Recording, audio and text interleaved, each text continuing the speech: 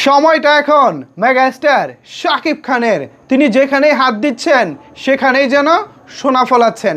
বিগত 2-3 বছর মেগাস্টার শাকিব খান কাজ করেছেন একাধিক বিদেশি নায়িকার বিপরীতে। সেই সিনেমাগুলো দেশ এবং দেশের বাইরে তুমুল ব্যবসা করেছে। এবার শাকিব খান আবারও ফিরেছেন নিজের গণ্ডিতে, নিজের সীমানায়, নিজের এরিয়াতে। আবারও তার সিনেমায় যুক্ত হচ্ছে একের পর এক দেশীয় নায়িকা।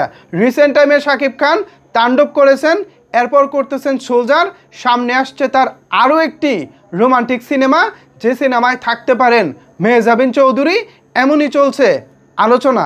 সো সব কিছু মিলিয়ে শাকিব খান এখন পরপর দেশীয় নায়িকাদের সঙ্গে কাজ করছেন। এখন সময় বলে দেবে বিদেশি নায়িকা নাকি দেশীয় নায়িকা, কাদের বিপরীতে শাকিব খানের সাফল্যের হার বেশি। তার জন্য আমাদেরকে নিশ্চয়ই অপেক্ষা করতে হবে আগামী বেশ কয়েকদিন। তবে এখন আমি আপনাদের কাছে যেটা জানতে চাইব সেটা হলো, এই যে দেশীয় নায়িকা ঐশী আছেন, মেহজাবিন আছেন, তানজিন তিশা আছেন বা ফারিন আছেন, এই যে এনারা একের পর এক শাকিব খানের সিনেমায় যুক্ত হচ্ছেন, বিষয়টিকে আপনারা কিভাবে দেখছেন? আমি কিন্তু এটাকে বেশ পজিটিভভাবে দেখছি। কারণ কি জানেন? কারণ আমাদের এখানে বর্তমানে নায়িকাদের প্রচুর সংকট চলতেছে। একসময় চিত্রনায়িকা পূর্ণিমা, শাবনূর, মৌসুমী, এনারা যেভাবে সব নায়ক নায়িকা মিলে কাজ করেছেন, সেই স্টারডম বা সেই জনপ্রিয়তা কিন্তু এখনকার নায়িকাদের নাই। ভাই মাহি বিয়ে করেই কুল পায় না, সিনেমা করবে কখন? পরিমণি বিয়ে করেই কুল পায় না, সিনেমা করবে কখন? এরকম একাধিক নায়িকা আছে যারা ব্যক্তিগত কোন্দলে একের পর এক বিয়ে শাদী করতে করতে জীবনেরই 12টা বাজিয়ে ফেলেছেন। ভাই সিনেমা করবে কখন? সো সেই জায়গা থেকে আমাদের ঢাকায় সিনেমায় ছিল একের পর এক নায়িকা সংকট। চাইলেও শাকিব খান দেশীয় নায়িকাদের সঙ্গে কাজ করতে পারতেন না, বিকজ অফ আমাদের এখানে যোগ্য নায়িকার অভাব ছিল। এছাড়া ছোট পর্দার অনেক নায়িকা যারা বড় পর্দার অফার আসলে নাক ছিটকাতেন, কাজ করতে চাইতেন না, তারাও এখন বড় পর্দার দিকে মনোযোগী হয়েছেন। তাণ্ডবে কাজ করেছেন সাবিলা নূর, সোলজারে কাজ করতেছেন তানজিন তিশা এবং ঐশী, এরপর প্রিন্সে কাজ করবেন তাসনিয়া ফারিন। সামনে শাকিব খানের আরেকটি রোমান্টিক সিনেমা, যেখানে কাজ করতে পারেন মেহজাবিন চৌধুরী। এই যে একের পর এক নায়িকারা এখন বড় পর্দায় কাজ করার জন্য আগ্রহী হচ্ছেন, এটাই আমাদের চলচ্চিত্রের জন্য এই মুহূর্তে সবচেয়ে বড় পজিটিভ দিক।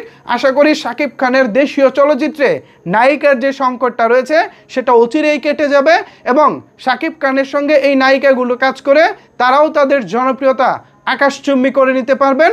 ভবিষ্যতে এদেরকে কাজে লাগিয়ে আমাদের চলচ্চিত্র অনেকটাই ঘুরে দাঁড়াতে পারবে বলে আমি মনে করছি।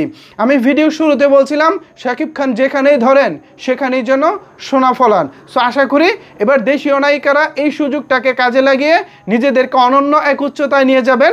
আমাদের চলচ্চিত্রে যে নায়িকা সংকটটা চলছে সেটা অনেকটাই কেটে যাবে বলে অন্তত আমি মনে করছি। আমি চাই শাকিব খান দেশীয় নায়িকাদের বিপরীতে বাইরের থেকেও বেশি সফল হোক।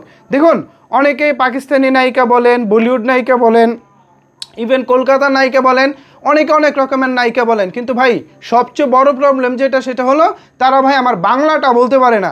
বাংলাদেশের বাংলাটা তারা সুন্দর করে বলতে পারে না, পাকিস্তানিটাও বলতে পারবেন না, বলিউডে সোনাল চৌহানও পারেনি, কলকাতা থেকে ইদিকা পাল বা অন্যান্য যাকেই না হয় তারা কলকাতার বাংলাটা বলে, বাংলাদেশের বাংলাটা বলতে পারে না। সো এজ এ দর্শক হিসেবে যখন সিনেমাটা দেখি তখন কথাটা শুনতে কানে লাগে, ফিল পাই না। সো সেই জায়গা থেকে যখন বাংলাদেশি নায়িকারা শাকিব খানের বিপরীতে কাজ করবেন সেটাতে ভাই আমরা ফিল পাবো বলে অন্তত আশা করি। যাই হোক, শুভকামনা রইল শাকিব খানের প্রত্যেকটা নতুন নায়িকার জন্য। আশা করি শাকিব খান এবং তার নায়িকারা ভালো সাফল্য পাবেন, আমাদের চলচ্চিত্রে দারুণ অবদান রাখবেন। সো এ বিষয়ে আপনারা কি বলতে চান, আপনাদের ভাবনা কি জানাতে পারেন নিচের কমেন্টস বক্সে। ধন্যবাদ সবাইকে এতক্ষণ আমার সাথে থাকার জন্য।